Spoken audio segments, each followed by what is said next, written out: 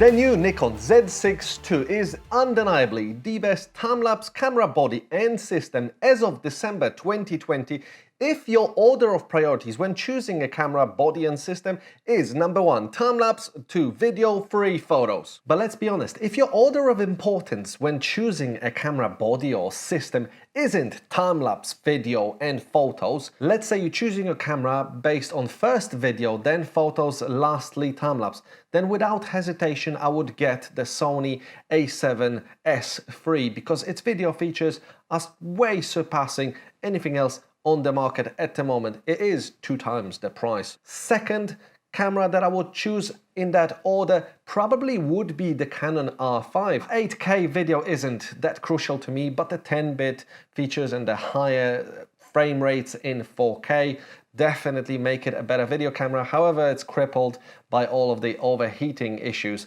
Well, if your first thing is photos, then video, then time-lapse, pretty much every camera now gets really nice photos and does really well in low light.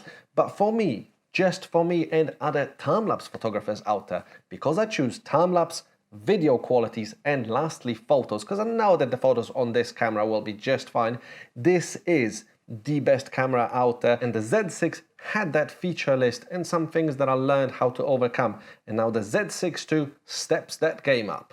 For honest and full disclosure, this body, the Nikon Z6 II, has been loaned to me by Nikon UK. However, I do have my own 2 Nikon Z6s, the one that's filming me at the moment and one that I've currently got in a bag. I only do reviews of the products that I feel I would use professionally, the ones I'm either looking to upgrade or using currently because I bought them myself. I just don't find it even remotely interesting if someone does a review for the sake of review and they actually don't use it.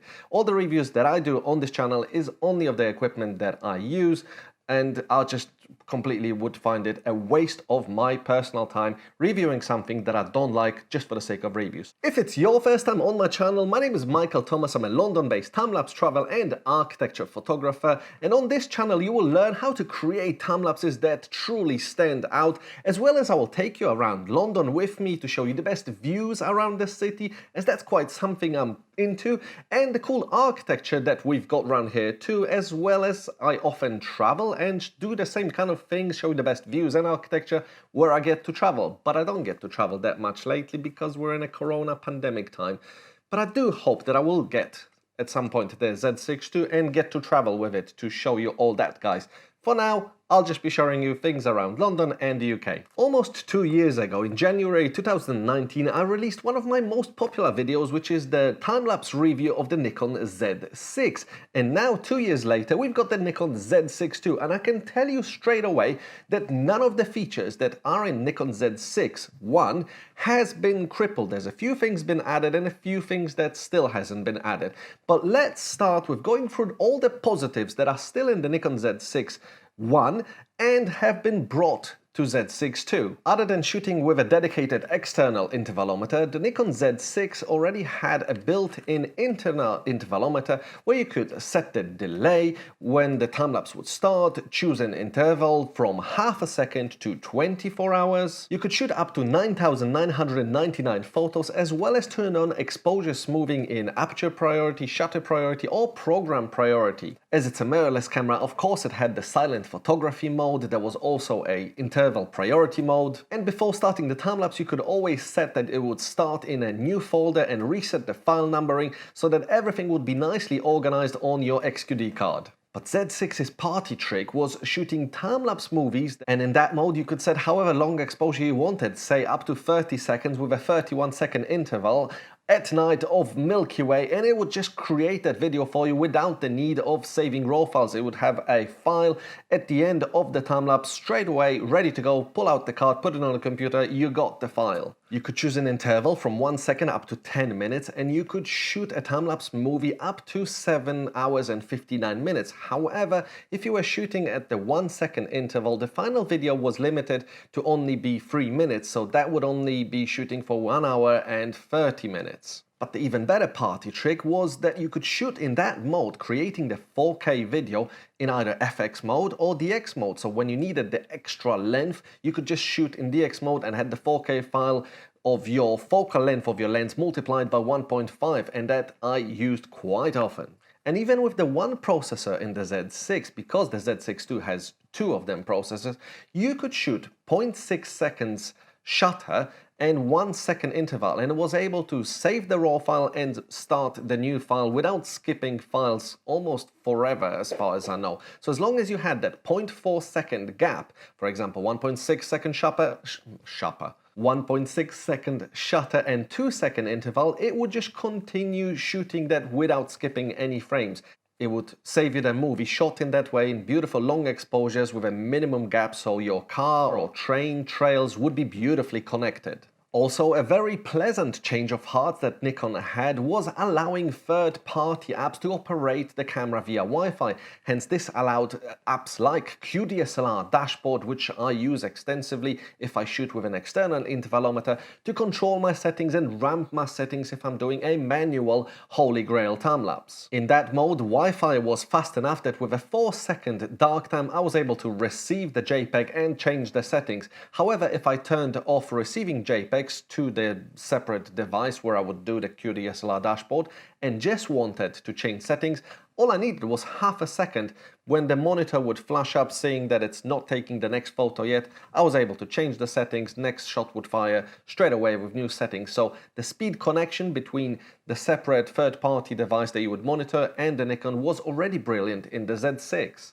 And best of all these features, for me personally, was being able to shoot a fully automatic Holy Grail time-lapse in P mode, where it would operate the shutter, aperture and ISO in the perfect order you would want. And when you're shooting in this mode, as the camera is connected to the lens and controls the aperture, all the profiles, the Z6 updates into the files straight away, so it gets rid of any artifacts that are undesirable, as well as any of the vignetting. So when you're doing a Holy Grail transition from, say, f22 to f4, you don't see that at some point some vignetting kicks in, because it's just smooth. At f4, with the profile adjusted, I don't see any vignetting, as well as at f22. So when the transition happens, that's not suddenly an effect that would be quite common if you were to do a manual Holy Grail and just adjust a lens manually. At some point you would see that suddenly just vignetting happened, where at the previous aperture it wasn't. Hence, this is one of the really cool things, that the camera applies the profiles, however you don't have profiles for Z lenses in Lightroom if you do unscrew the lens, but we'll get to that. And here is worth mentioning something about the auto ISO mode that for me personally disqualifies some of the other brands that create cameras as a time-lapse camera. As far as I know, only Nikon and Sony lets you choose in auto ISO mode the length of your shutter past 1 second. On both Sony and Nikon, I know that you can choose up to 30 seconds that the shutter will be before ISO kicks in. So for nighttime shooting, once your shutter will ramp from 1 second, 2 seconds, 5 seconds, 30 seconds, you can choose it 30 seconds, and only then it will continue the 30-second shutter and ISO will ramp. As far as I know, Canon and Panasonic allows only up to 1 second and then ISO will ramp. So in a fully automatic way, you cannot have a shutter speed longer than 1 second, which for me completely disqualifies these cameras as a time-lapse camera, because quite often I will have one body doing stuff automatically while I'm focusing and doing stuff with a second body, and I just can't be in two places in one time. Hence, I want these automatic features, and if Canon and Panasonic can only do up to 1 second, that's just no good for me. And lastly, there was a way to power the Z6 continuously. However, that was only when indoors. I could have a dummy battery with this system and plug that to the mains. The EN15B batteries were good. They lasted quite long. They could last me for about 4 hours when I was doing a Holy Grail time-lapse. And if the battery died, you could charge the battery through an external power bank, but the camera would need to be off. And now let's move on to the Nikon Z6 II, which has all the features that I just mentioned Z6 had. Some have been improved and some new features been added. And let's start with the first big one, because it is a big feature. In the interval timer shooting mode, where before you could just save the raw files, Now there's an option to do a secondary task. One of the secondary tasks is that it can actually straight away compile a 4K video up to 4K 30. You can do the 25, 24, you can do 1080, 24, 25, 30, 50, 60, but of course you would only want to really save a 4K movie. And I know what you're thinking, you probably have to sacrifice the gap between the shutter and the interval and increase the interval because it will do more tasks. Well, this is where I'm telling you, no, because of probably the two processors now in the Z6 II, it can do that with the same gap between your shutter speed and the next interval. So on the 1 second example, where on the Z6 you could shoot 0.6 second shutter, leave 0.4 of a second before the next interval at 1 second starts, and in that 0.4 second gap, save the raw file and also start compiling your 4K movie frame by frame, so that when your time-lapse is finished, you have all your raw files and a 4K movie straight away there. Mind blown. However, it's not something actually I've asked for, and I don't know if anyone asked for. I wished Nikon was to add a feature that, as far as I know, one of the Panasonic cameras had, that you shoot the raw files, and then once your time-lapse stops, there is an option to create a, I think 1080, I don't know, maybe a 4K file out of your raw files, which will, you know, make your camera unusable for a minute or so while it compiles and processes to make that 4K file. But Nikon, with the Z6 II, what they did is just completely stepped up the game by saying, no, with two processors, we can actually save your raw files and compile the 4K file onto the same card at the same time. It is really cool to see your time-lapse straight away in video mode rather than holding the button and scrolling through the images, because you're probably scrolling at 6-7 images a second, while if you play the video, you see how the video looks in real time. So it gives you a really accurate preview of what your time-lapse will look like. I absolutely love this feature. And if you don't want to save a 4K video at the same time that it's saving your raw files, there's an option to actually shoot a bracketed set of photos every interval. So it will shoot an overexposed, middle and underexposed. However, I believe, again, it's not something that people have asked for. You could do it shooting with an external intervalometer and just set bracketing in your camera.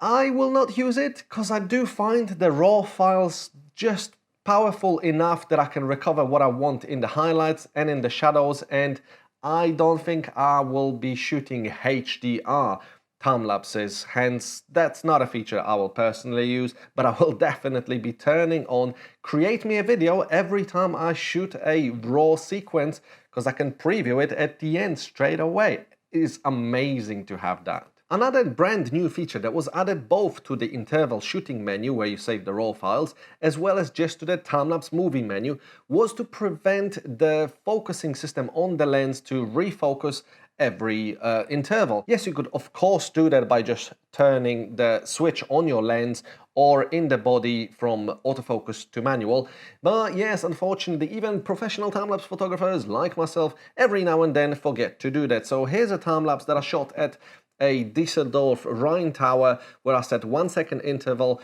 and I forgot to flick that switch, so you see a jagged sort of a jump every now and then because the focus was struggling to focus on time on a 1 second interval, and some shots were taking 2 or 3 seconds, hence the jumps. So having that feature in the time-lapse menu and always setting it on never focus in between the intervals, you possibly could sometimes forget to switch it to manual, which I never recommend you do, and never recommend just trust that feature. You always switch it to manual after you've focused first and you're starting the time-lapse, but it prevents these time-lapses going wrong. So definitely not something I think anyone asked for, but it's a welcome feature for sure. And now, drum roll, I think the sole feature that will make me switch from Z6 to Z6 II. Dual card slots, with one of them being SD card slots. How amazing is that? Why? Prices. Prices of SD cards. I got a 256 gig top speed SanDisk card for £50 on some sort of a Black Friday deals. However, the XQD card prices are just crazy. And I know you may have doubts thinking that the SD cards will not write as fast all the RAW files together with that new feature, RAW and video straight away being compiled. And you're wrong. It absolutely is coping perfectly fine, saving RAW files at 1 second intervals with 0.6 second shutter, 0.4 gap, as well as in the meantime doing the 4K video all to the same SD cards, just straight away. You can, of course you can do backup to a second card. In that case, that speed wasn't working. It wasn't able to write to both cards RAW files and save a 4K video at the 0.6 seconds shutter every 1 second interval. Well, I'm a time-lapse photographer, and to be honest, whenever I shoot time-lapses, I never save all the RAW files to both cards. I had cameras before where they had dual card slots. I think shooting time-lapses is painful enough, and data storage around time-lapses is painful enough that I never simultaneously shoot to 2 cards. I only ever shoot to 1 card. Hence, this isn't a big deal for me, but the fact that on one SD card, it can save the RAWs at the same speeds that the Z6 was able to save them to an XQD card, while with this new second processor, in that gap that it saves the file, also create a 4K file, that's amazing, mind-blowing. They are lighter, that take less space. Another benefit of dual card slots is that you can set it to overflow. So when one card gets completely full up, the time-lapse will continue writing onto the next card. But I'm guessing, just guessing actually on this one, if you power your camera with a USB onto a mains adapter or with the dummy battery, and you keep swapping cards and do a super long time lapse, it should just work. When you clear the card that you took out, it will fill up the next one. In the meantime, you put back an SD card that's empty. It should just continuously overflow.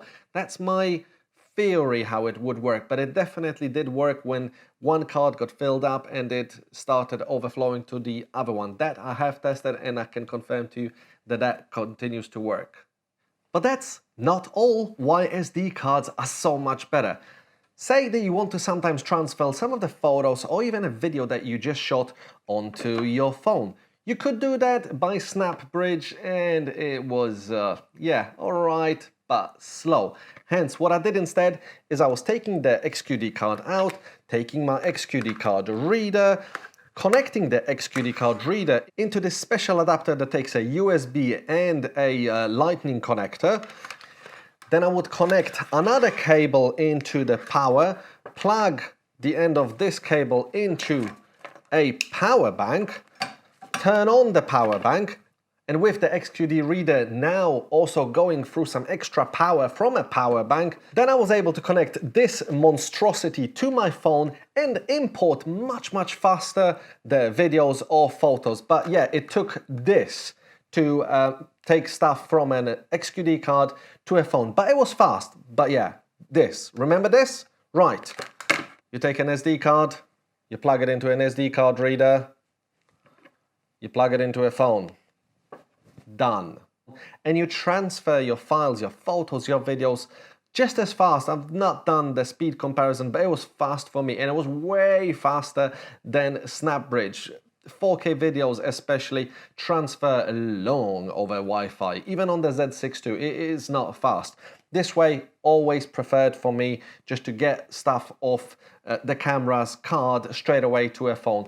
And especially now that even when you're shooting RAWs, you can create a 4K video file, and at the end you can just transfer that 4K video file into your phone and post on your social media, just to give your followers an update on what you just shot, even though it will be not edited and the RAW one will be definitely better. It's just a quick and smooth, easy way to transfer files from your camera to your phone. So to summarize on the SD dual card slot point, it's price, capacity, and the ease of use when transferring files from the card to your phone. World of a difference. The next truly welcomed feature in the Z6 II is the ability to power the camera while it's working continuously via a USB-C and a power bank. So unlike the Z6, you can only charge the battery and the camera had to be off with a USB-C and a power bank. Now it can continue working being powered by the USB. However, I did check, will it work if the battery is not going to be there? Let's say that you forgot your battery at home because you were charging it in a standard charger and you just got your power bank and the cable and the camera. No, it will not work that way. There has to be a battery inside. But here is what I found something funny. With that new EN15C battery, I thought that this is the only battery that will let the camera be charged by a USB power bank and continue working. But that's not the case. You can actually have the EN15B series batteries, and they will not just charge when the camera is off, as it was in the case of Z6. You can actually power the camera with the big battery via a USB power bank, and it will continue working and doing your time-lapse. So when you disconnect the USB, it will switch to the battery. Let's say that this completely dried out. You connect a next USB power bank and it switches back to USB power. Well, you cannot ignore the fact that continuous USB-C powering saves you weight whenever you travel somewhere and, for example, want to set up a super long time-lapse at a window of your hotel. It saves you carrying this, the dummy battery, and that's quite heavy because you most likely already carry a power bank with you to power your phone where you're going somewhere. Most likely you have a USB-C charging cable and a wall mains plug. So you already have all that. So you just don't have to carry this. And it is worth noting that the EL15C battery price is the exact same price, it seems, $59.99 here in the UK in pounds, that the EN15B battery is the exact same price. But Nikon has been saying, and I personally think that is the case, that the C lasts much longer.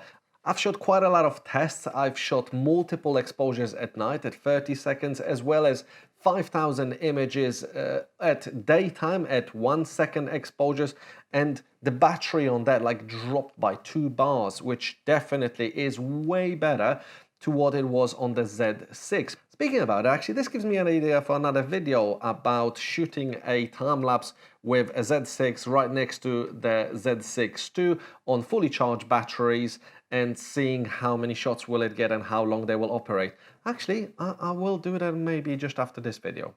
Not to mention that the MB-N10 dual battery pack also becomes obsolete because I will be charging via USB-C if I want a longer time-lapse. That's really the only reason why I got these, when I wanted definitely to make sure that my battery will not die over a Holy Grail time-lapse or at night when shooting Milky Way or the stars for a long period of time.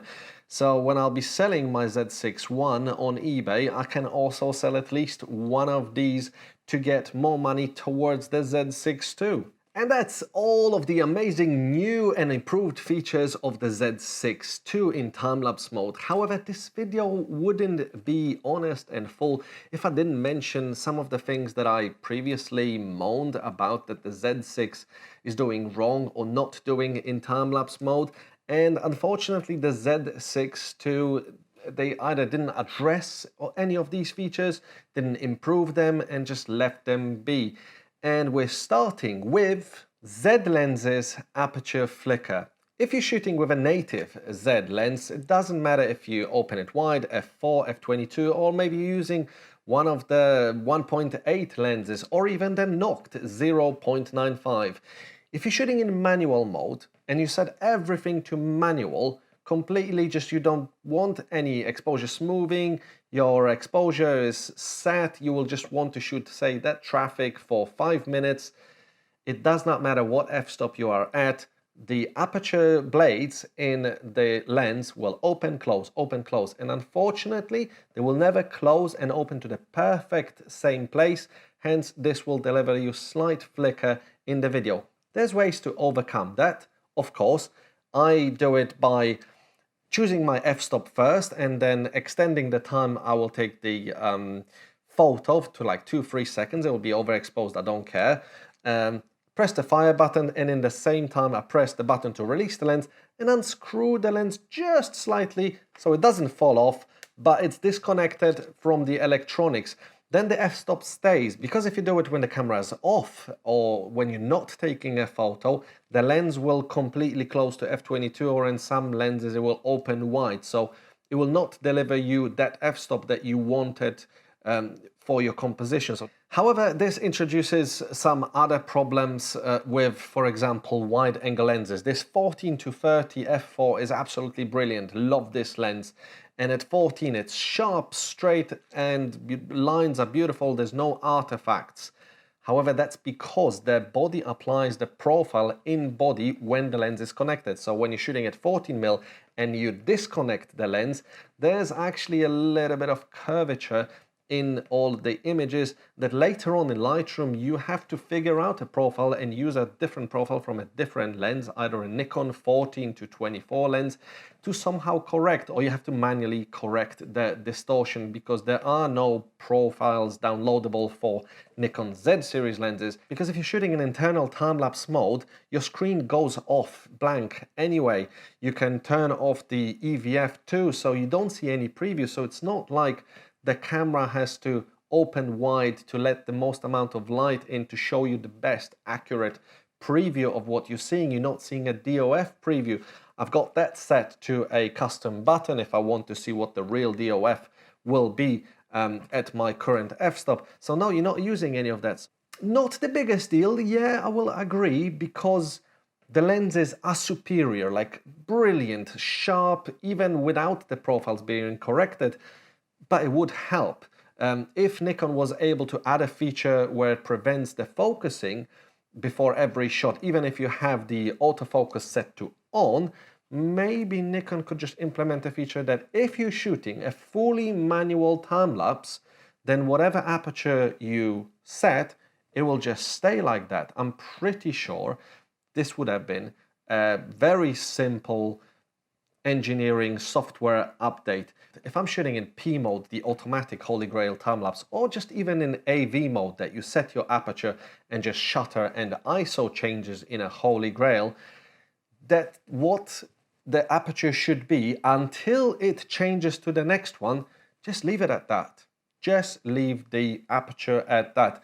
But I do understand that to measure light, so the P mode and the AV mode, in order to measure light, how it's changing and apply changes to the settings, it has to open the aperture wide to analyze the light coming in. So I do get that. So let me just ask you, Nikon, please, in fully manual mode, the M thing here, if I'm shooting a time lapse of something and I want no light changes being done by the camera, just leave the apertures be. Nag number 2, limits, software limits. Don't you just hate limits? I'm here talking about the video limits. You can only shoot an interval in time-lapse movie mode up to 10 minutes, or you can only shoot for up to 8 hours, but that depends on how long the file's gonna be created, the 4K file. In the Z6 II, it can be up to 3 minutes and 45 seconds long. Why? You can shoot a 29 minutes and 59 seconds 4K file.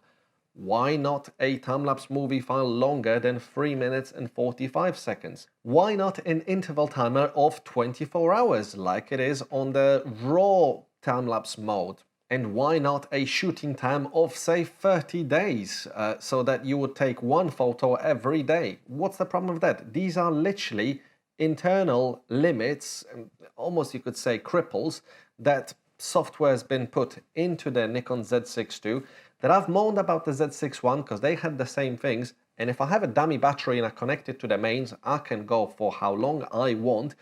And with the Z6 II, you can power it by power banks, and you also can go for super long. So why are these limits? I don't get them at all. Nag number 3. It's a peculiar one, but hear me out, hear me out. My iPhone can shoot RAW time lapses, and it can shoot 1 second shutter every 1 second without skipping frames.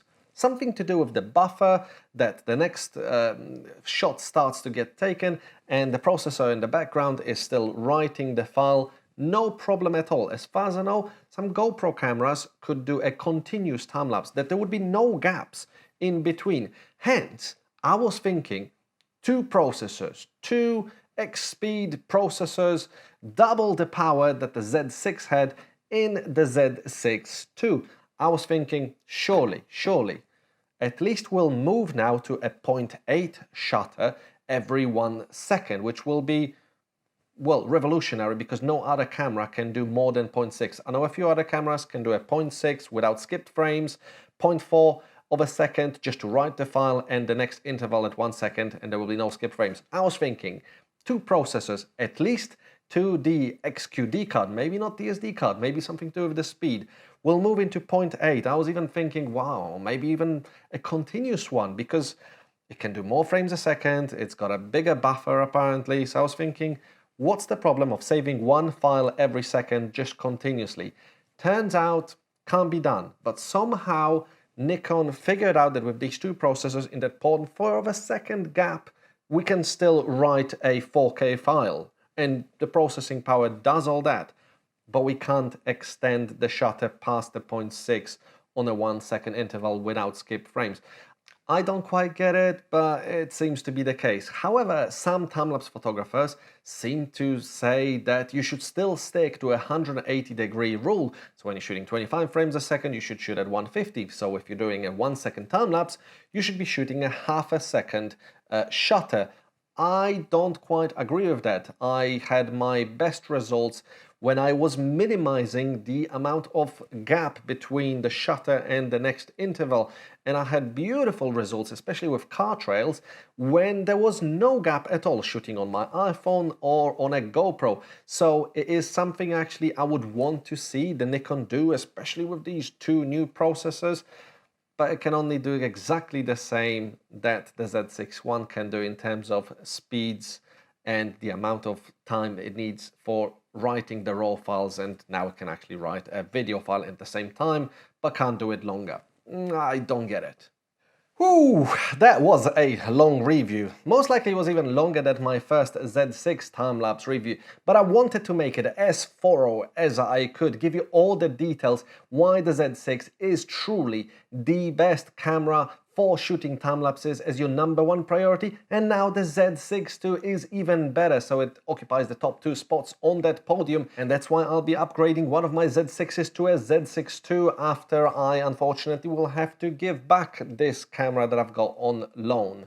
To wrap this up, if you're looking after a time-lapse camera, the best one to get in December 2020, and most likely it's gonna be also in the whole of 21, is the Z6 II. If you enjoyed this video, please leave a like, or maybe you've got some questions that somehow I didn't cover, yet I did try to cover as much as I could, then leave them in the comments and I will do my best to answer these questions to you. Thanks a lot for watching, please consider subscribing and check out my Instagram at London Viewpoints, and guys, I will see you in the next video.